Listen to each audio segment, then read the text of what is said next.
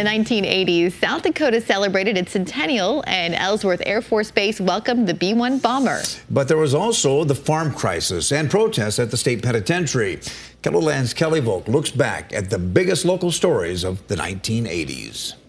In 1980, a new state law eliminated interest rate caps, setting the stage for Citibank to move its credit card business from New York to Sioux Falls. Governor Kelo says it's in the state's best interest. And the true public interest in South Dakota is, one, a shortage of capital.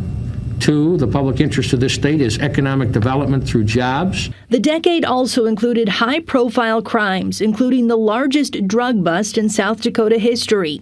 A plane packed with 26,000 pounds of pot landed in a field near the Missouri River on Super Bowl Sunday in 1980. The crew planned to land during the game since people would be watching TV, but the flight arrived early. Someone saw it and called police. The plane was sold and the marijuana was burned. However, the memory of Super Bowl 1980 still lives for those who had a role in the incident. But to them, one pot plane is enough. Authorities also investigated a triple murder on a farm near Mount Vernon, an investigation that never led to a conviction. On September 8, 1981, at about 4 in the morning, Davison County Sheriff's Deputy Doug Kirkus was called by John Mathis and told that Mathis had just fought with a masked man and that he had been shot. Further, that his wife, LaDonna, and sons Brian and Patrick, ages 2 and 4, had all been shot to death by the same man. During the 80s, tensions were rising at the state penitentiary. Keloland News was invited inside the prison walls during a 1980 uprising. The takeover itself was noisy but peaceful. At one time, 3 guards found themselves in the rebellious wing, but they were let out with no problem. Inmates wanted to share their concerns with a reporter. They were unhappy with medical care and the conditions inside the century-old prison. A year later, a prison riot turned violent. During the altercation, 9 Penn staff members were injured when attacked by inmates carrying knives, clubs, and chains. The inmates involved were charged with attempted murder.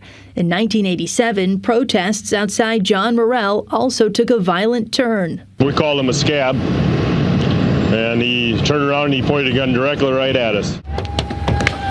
At one point, workers were throwing rocks and bricks at cars. Officers responded wearing helmets and gas masks. It was also a difficult decade for South Dakota farmers and ranchers.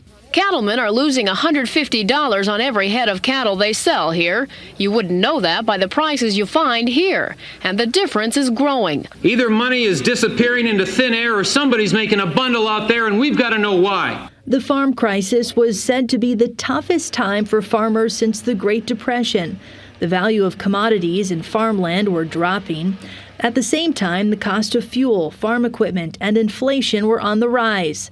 Some farmers got second jobs. Others lost their land. One farmer in southwest Minnesota turned to crime. On an abandoned farm on a foggy September morning, 2 Ruthven, Minnesota bankers were shot to death.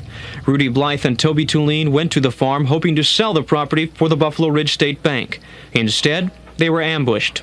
Their murders shocked the tiny community of Ruthven, and a massive search for the murder suspects was launched. The authorities' target? A father and son team. James Jenkins, the father, used to own the abandoned farm, but Jenkins had a tough time making a profit, and the Buffalo Ridge State Bank repossessed the property. In 1986, at the height of the farm crisis, CBS News temporarily moved its studio to Keloland Television. Charles Kuralt found himself off the road, on the anchor desk, and fielding questions at a public forum. Those are 2 really good questions, both of them full of complexity, and I sure wish Dan Rather were here to give you an answer. But most of the questions... So fun to watch. It is so fun to just take a trip back in time like that. Well, up next, we will be turning our attention to the 1990s. From Sue, the T-Rex, to the blizzards of '97, and of course the Spencer tornado. Tomorrow night, we will continue to look back at the stories that shaped Keloland.